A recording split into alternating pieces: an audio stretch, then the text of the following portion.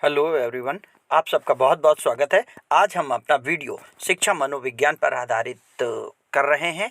हम इस वीडियो में शिक्षा मनोविज्ञान से संबंधित अर्थ, परिभाषाएं, क्षेत्र, उपयोगिता और उसके कार्य, उद्देश्य, सीमाओं पर चर्चा करेंगे। शिक्षा मनोविज्ञान की English video educational psychology already uploaded है, आप उसे पहले देख सकते हैं। अगर आपको वीडियो अच्छा लगता है इसे लाइक करें, चैनल के साथ जुड़ें और अपने दोस्तों तक इसे शेयर करें। बहुत समय न गवाते हुए आइए वीडियो शुरू करते हैं। शिक्षा मनोविज्ञान का अर्थ एवं परिभाषा। मनोविज्ञान का अर्थ। मनोविज्ञान शब्द का शाब्दिक अर्थ मन का विज्ञान है। मनोविज्ञान शब्द अंग्रेजी के समानार्थक शब्द साइकोलॉजी का रूपांतरण है, जो कि यूनानी यानी ग्रीक भाषा के दो शब्दों साइकी और लोगोस से मिलकर बना है। इस तरीके से साइकी शब्द का अर्थ आत्मा है और लोगोस शब्द का अर्थ होता है अध्ययन। तो साइकोलॉजी का शाब्दिक अर्थ आत्मा का अध्ययन होता है। अब मनोविज्ञान की परिभाषाएं। तो वाटसन महोदय ने परिभाषा दी है कि मनोविज्ञान व्यवहार का निश्चित और शुद्ध विज्ञान है। तो मींस बिहेवियर का विज्ञान है ये, वाटसन के अकॉर्डिंग। तो आपको याद कैसे करना है? वाटसन, बिहेवियर, वी और वी। वुडवर्थ ने क्या कहा? मनोविज्ञान वातावरण के संपर्क में होने वाले मानव व्यवहारों का विज्ञान है। यानी इंसान के विज्ञान होने, मानव व्यवहार में कैसे परिवर्तन आएगा। मैकडूगल ने क्या कहा? मनोविज्ञान आचरण और व्यवहार का यथार्थ विज्ञान है। किसने कहा? मैकडूगल ने।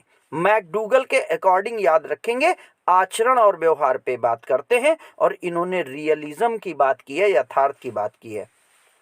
क्रो एंड क्रो बहुत अच्छे शिक्षा शास्त्री हैं। इन्होंने बच्चों के बारे में बहुत सारी बातें करी हैं, खासकर पिछड़े बच्चों और गिफ्टेड चाइल्ड को लेकर के इनका जो अध्ययन है उसे बहुत सराहा गया है। तो मनोविज्ञान मानव व्यवहार और मानव संबंधों का अध्ययन है। इंसान का एक से दूसरे व्यक्ति के साथ कैसा संबंध है, इस बात का अध्ययन। चूंकि ये मनोवृत्ति और उसकी मनोदशा पर डिपेंड करता है, इसलिए ये मनोविज्ञान का अध्ययन है। बोरिंग के अनुसार प्रकृति का अध्ययन है। और आप इसको ऐसे याद कर सकते हैं कि प्रकृति का अध्ययन है, बहुत बड़ा बोरिंग है, तो प्रकृति का अध्ययन बोरिंग है। इस तरीके से परिभाषा को याद रखेंगे। बीएफ स्किनर ने कहा है, चूंकि बिहेवियरिज्म बीएफ स्किनर का बहुत बड़ा एक आइडियोलॉजी है, तो इसलिए व्यवहार और अनुभव का विज्ञान है मनोविज्ञान। आगे देखते हैं। अब मनोविज्ञान के अर्थ में परिवर्तन कैसे हुआ है? तो प्रारंभिक अवस्था में मनोविज्ञान दर्शन शास्त्र की एक शाखा के रूप में था। यह ऑब्जेक्टिव क्वेश्चन आपके लिए हो सकता है कि शुरुआत में मनोविज्ञान किस रूप में था। तो दर्शन की एक शाखा, और हमेशा याद रखिएगा दर्शन चाहिए का होता है। चाहिए, जैसे चाहिए, तो चाहिए का अर्थ जहां पर शुड आएगा वो आपका मनोविज्ञान का अर्थ है। लेकिन दर्शन शास्त्र से अलग होने के बाद एक स्वतंत्र विषय के रूप में इसका उदय हुआ। अब स्वतंत्र विषय के रूप में जब उदय हुआ तो इस प्रक्रिया में अर्थशास्त्र, इस मनोविज्ञान ने डिफरेंट अर्थ ग्रहण किए, जिनको कि अब हम आगे समझेंगे। तो मनोविज्ञान की, चूंकि सबसे पहले मनोविज्ञान आत्मा का विज्ञान है, तो स्टडी ऑफ सोल हो गया। ये क्या हो गया? Study of soul. तो इन 16वीं सेंचुरी, 16वीं शताब्दी में मनोविज्ञान को आत्मा का विज्ञान कहा गया। और ये किसने कहा? समर्थक इसके प्लेटो, अरस्तु और डेकार्टे हैं। याद रखिएगा, मनोविज्ञान को आत्मा का विज्ञान मानने वाले लोगों में प्लेटो, अरस्तु और डेकार्टो हैं। और ये लोग आत्मा का अध्ययन ही मनोविज्ञान का अध्ययन मानते थे। लेकिन इनकी कमी थी कि आत्मा क्या है, इस बात का कोई भौतिक जवाब ना हो पाने के कारण इनकी इस बात को ना तो समझा गया और ना जाना गया। इस कारण मनोविज्ञान चूंकि आत्मा से संबंधित प्रश्नों के उत्तर नहीं दे पाया। क्या नहीं दे पाया? मनोविज्ञान आत्मा के संबंधित उत्तर न दे पाने की असमर्थता के कारण अस्वीकार कर दिया गया। यानी मनोविज्ञान को आत्मा का स्वरूप न निश्चित कर पाने के कारण अस्वीकार किया गया। फिर 17वीं शताब्दी में अब जब उन्होंने इसको कॉन्शियसनेस, आत्मा का विज्ञान नहीं माना, तो किसका विज्ञान माना जाए? मन। अब ये मन क्या चीज है? उन्होंने कहा कि आत्मा का विज्ञान नहीं है, तो मन क्या चीज है? मन का मतलब होता है जो हमारी सोच होती है, जो इंटेंशन होता है, जो हमारे मन में जब कभी बात आती है। ये एक संवेगात्मक कॉन्सेप्ट है। तो 17वीं शताब्दी में मनोविज्ञान को मन या मस्तिष्क, यानी अब कहाँ आ गए हम? अब हम आ गए ब्रेन पर। किस पर आ गए? ब्रेन पर। यहां पर लिख देता हूं मैं, मनोविज्ञान को ब्रेन का विज्ञान माना गया। कब माना गया? 17वीं शताब्दी में। और इसका मुख्य समर्थक कौन था? पोम्पोनोजी था। लेकिन मस्तिष्क क्या है? अब दिमाग क्या है, मन क्या है, इस बात का जैसे आत्मा का कोई जवाब नहीं था, वैसे ही मन और मस्तिष्क का कोई जवाब न हो पाने के कारण इस मनोविज्ञान को आत्मा का, मन का भी विज्ञान मानने से लोग स्पष्ट तौर पर मना करने लगे, और इस कारण यह भी अस्वीकार कर दिया गया। तो 16वीं शताब्दी में आत्मा का विज्ञान था, 17वीं शताब्दी में मन का विज्ञान था। फिर चेतना का विज्ञान। अब चेतना क्या है? कॉन्शियसनेस, हमारा सेंस। चेतना क्या है? हमारा सेंस, हमारे सेंस का विज्ञान। तो 19वीं शताब्दी में मनोविज्ञान को चेतना का विज्ञान कहा गया, और इसके समर्थक कौन थे? विलियम जेम्स, विलियम वुंट और वाइप्स जैसे लोग थे। लेकिन चूंकि चेतन मन और अचेतन मन, अब बहुत सारी चीजें आ गई। फ्रायड ने मनोविश्लेषणात्मक वाद में चेतन मन के अलावा मन के अचेतन सिद्धांत के बारे में भी बता दिया। अब इस विषय पर मनोविज्ञान साइलेंट हो गया कि अचेतन मन क्या है। इस कारण मनोविज्ञान का यह भी अर्थ अस्वीकार कर दिया गया। यानी 19वीं शताब्दी में मनोविज्ञान को चेतना का भी विज्ञान नहीं माना गया। तो क्या क्या चीजें निकल के सामने आई? 16वीं शताब्दी में आत्मा का विज्ञान नहीं माना गया पहले, फिर अस्वीकार किया गया। 17वीं शताब्दी में उसे मन का विज्ञान माना गया। 19वीं शताब्दी में उसे चेतना का विज्ञान माना गया, और बाद में उसे भी अस्वीकार कर दिया गया। फिर क्या हुआ? व्यवहार का विज्ञान है। तो व्यवहार का विज्ञान, बिहेवियर का विज्ञान 20वीं शताब्दी में।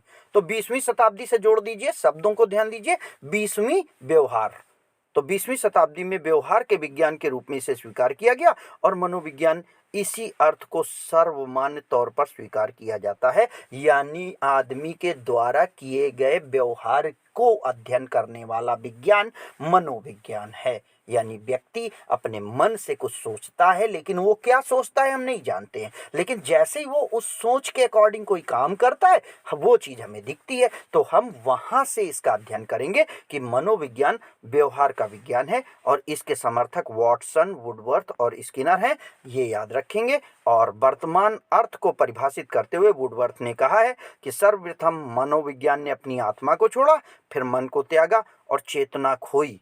यानी आत्मा, मन और चेतना, तीन जब अर्थ नहीं माने गए, तो अब मनोविज्ञान व्यवहार के ढंग को अपनाए हुए है, यानी व्यवहार का विज्ञान माना जाता है। तो इस तरीके से मनोविज्ञान क्या है? व्यवहार का विज्ञान है, यानी मानव समाज में किस तरीके से व्यवहार करता है, इस बात का अध्ययन करने का काम मनोविज्ञान का है।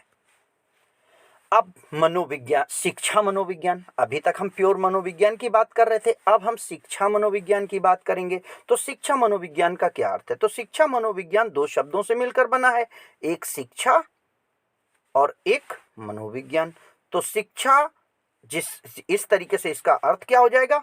शिक्षा से संबंधित ज्ञान या शिक्षा का मनोविज्ञान। इस प्रकार मनोविज्ञान के सिद्धांतों को शिक्षा के क्षेत्र में प्रयोग करना शिक्षा मनोविज्ञान कहलाता है।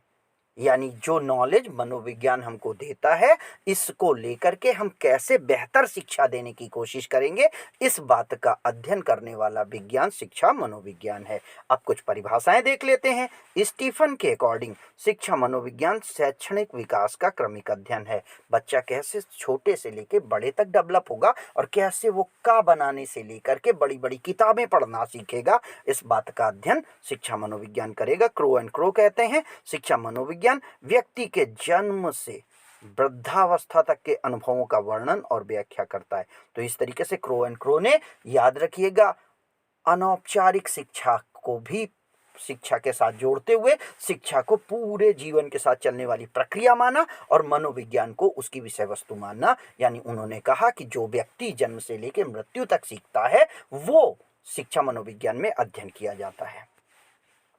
अब स्किनर के अनुसार शिक्षा मनोविज्ञान के अंतर्गत शिक्षा से संबंधित संपूर्ण व्यवहार और व्यक्तित्व आ जाता है। बहुत कंप्लीट परिभाषा दे दी स्किनर जी ने। स्किनर ने कहा कि शिक्षा से संबंधित संपूर्ण व्यवहार और व्यक्तित्व, बचा क्या? आप पूरा जो कुछ भी हैं वो व्यक्तित्व हैं, और आप शिक्षा लेने और देने के दौरान जो बिहेवियर करते हैं वो आपका संबंधित संपूर्ण व्यवहार। यानी इंसान के जन्म से लेकर के मृत्यु तक इंसान ने जो कुछ भी किया, जो कुछ भी कहा, जो कुछ भी सोचा, सब कुछ शिक्षा मनोविज्ञान में आ गया। तो समकालीन मनोविज्ञान में व्यक्तित्व के बिग 5 कारक हैं। अब मनोविज्ञान में 5 विशेष कॉन्सेप्ट हैं जिनको मैं स्पेशली आपके लिए लेके आया हूं। ये आपको बहुत मुश्किल होगा कहीं पर किसी बुक में मिले। ये एमएड की स्टडी है, तो इसको समझिएगा कि व्यक्तित्व के 5 महाव्यापक आयाम हैं और इनको वर्णन करने के लिए उपयोग किया जाता है। जैसे बिग 5 में सबसे पहले खुलापन, ओपननेस। व्यक्ति के अंदर जब तक इंट्रोवर्टनेस रहेगी वो कुछ नहीं कर पाएगा। दूसरा कर्तव्य निष्ठा, यानी उसे ये पता हो कि उसे क्या करना है। तीसरा बहिर्मुखता, यानी बच्चा दूसरे के साथ रिएक्शन करना सीखे। और तीसरा है सहमतता, एग्रीएबलनेस, बच्चा किसी चीज़ को जाने फिर माने, पहले सोचे समझे जाने फिर माने। और लास्ट में मनोक्षुब्धता, न्यूरोटिसिज्म, अगर व्यक्ति को कुछ प्रॉब्लम है तो वो अपनी बात को स्पष्ट करे। इन 5 बिग 5 को चूंकि व्यक्तित्व के अंदर समाहित किया जाता है, इन्हें हम शॉर्ट फॉर्म में ओशियन कहते हैं और इसको आप स्टडी में ध्यान रखेंगे।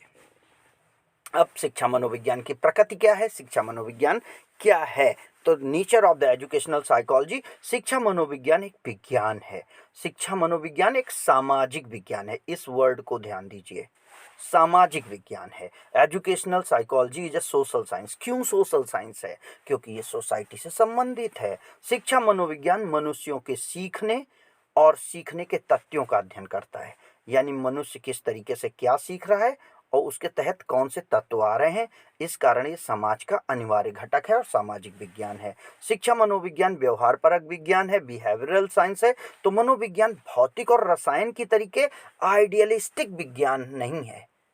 भौतिक और रसायन कंप्लीट परफेक्ट प्योर साइंस हैं। उनका नियम बिल्कुल 100% करेक्ट है।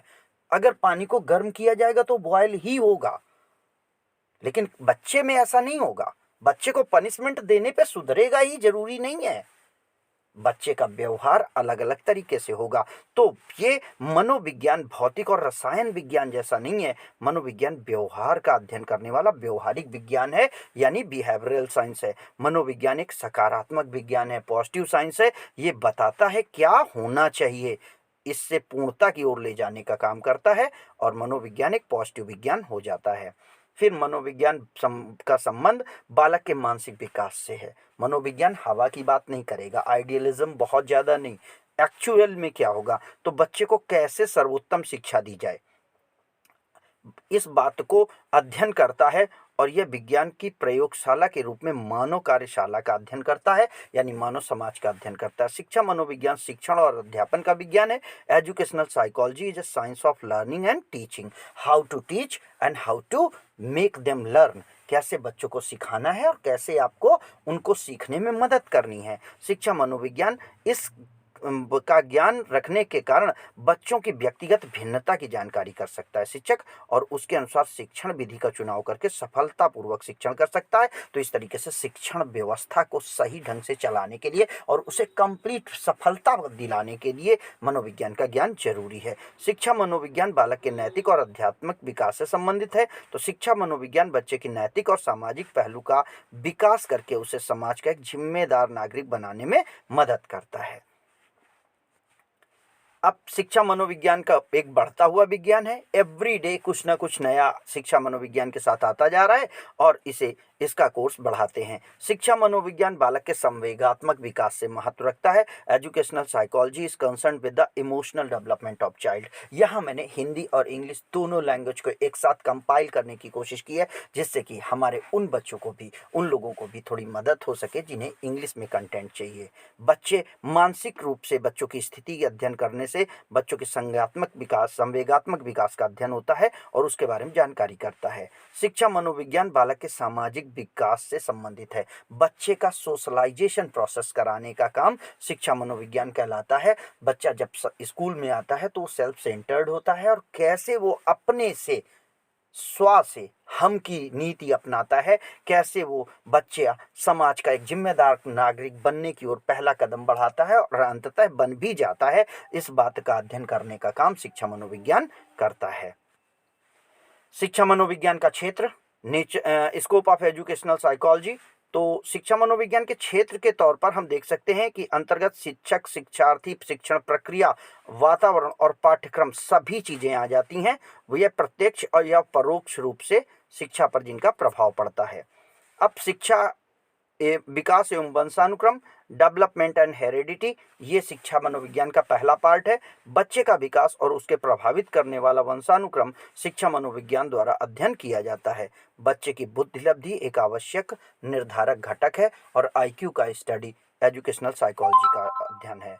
व्यक्तित्व, पर्सनैलिटी, बच्चे की पर्सनैलिटी का डेवलपमेंट, बच्चे के व्यक्तित्व का डेवलपमेंट, क्योंकि बिना बच्चे के बारे में जाने उसका विकास कर पाना संभव ना हो पाएगा। मापन एवं मूल्यांकन, मेजरमेंट एंड इवैल्यूएशन, शिक्षण प्रक्रिया में बच्चे की एक आवश्यक प्रक्रिया है। मूल्यांकन की विधियां और तरीके शिक्षा मनोविज्ञान का आवश्यक अंग है। इनको जान करके ही सही शिक्षण किया जा सकता है। व्यक्तिगत भिन्नता का पाया जाना, अब चूंकि व्यक्तिगत भिन्नता क्लास में होनी है, तो व्यक्तिगत भिन्नता का आधार बना करके ही शिक्षक बच्चों के बारे में सही जानकारी प्राप्त कर सकता है और शिक्षण को सफल बना सकता है। मनोशारीरिक तत्वों का अध्ययन, एजुकेशनल ऑफ साइकोफिजिकल एलिमेंट्स, बच्चे के बारे में सही जानकारी करना, बच्चे की आँखों के बारे में, उसके कानों के बारे में, उसके सोचने के बारे में, उसकी वर्किंग के बारे में, उसके काम करने के तरीके के बारे में जानना और उसको स्टडी करना और उसको रीज़न और रिजल्ट से जोड़ करके देखना शिक्षा मनोविज्ञान का एक महत्वपूर्ण पहलू है। अनुसंधान, रिसर्च करना, रिसर्च का मतलब नई चीज़ें खोज के लाना। बेहतर शिक्षण के लिए कौन सी विधि रहेगी, कौन सा बच्चा किस मेथड से आसानी से पढ़ सकता है, यह बात मनोविज्ञान से ही समझ में आ सकती है। अधिगम प्रक्रिया, लर्निंग प्रोसेस, बच्चों के ज्ञान का सत्रीकरण शिक्षा मनोविज्ञान की जानकारी के बिना संभव नहीं है। यह अधिगम शिक्षण प्रक्रिया को सटीक दिशा में बढ़ने के लिए मदद करता है और शिक्षा मनोविज्ञान का ज्ञान इसमें सहायता करता है। मानसिक स्वास्थ्य, बच्चे की मेंटल हेल्थ का डेवलपमेंट किस तरीके से किया जाए, तो बच्चे के स्वास्थ्य की सही जानकारी करना, संवर्धन के लिए शिक्षा मनोविज्ञान की बहुत ही आधारभूत आवश्यकता है, क्योंकि बच्चे को जानने के लिए आपको बच्चे के मन को जानना होगा, तभी आप बच्चे के व्यवहार का अध्ययन कर पाएंगे। पाठ्यक्रम, करिकुलम निर्धारण, शिक्षण विधियों का चुनाव करने में, विशिष्ट बालकों के बारे में जानने में, विशिष्ट बालक की पहचान और उसको कैसे संभाला जाए, कैसे उससे सही शिक्षा दी जाए, इस बात की भी ज्ञान देने में हमारा शिक्षा मनोविज्ञान महत्वपूर्ण भूमिका निभाता है। निर्देशन और परामर्श, बच्चे किस तरीके से क्या काम करें, बच्चा कौन सा कैसे चलता है, अगर बच्चा गलत अवांछित व्यवहार करता है तो उसको कैसे काउंसिल किया जाए और कैसे उस बच्चे को समझाया जाए, इन सारी बातों का अध्ययन शिक्षा मनोविज्ञान करता है। शिक्षा मनोविज्ञान के उद्देश्य, शिक्षा मनोविज्ञान एक अध्यापक के लिए ध्रुव तारे के समान है। याद रखिएगा, यहाँ पर आइडियलिज्म है, ध्रुव तारे के समान है, मतलब वो दिशा दिखाने वाला है। मानव स्वभाव के निरंतर बदलने के कारण और उसके मूल्यांकन के लिए आधार तैयार करने का काम शिक्षा मनोविज्ञान करता है।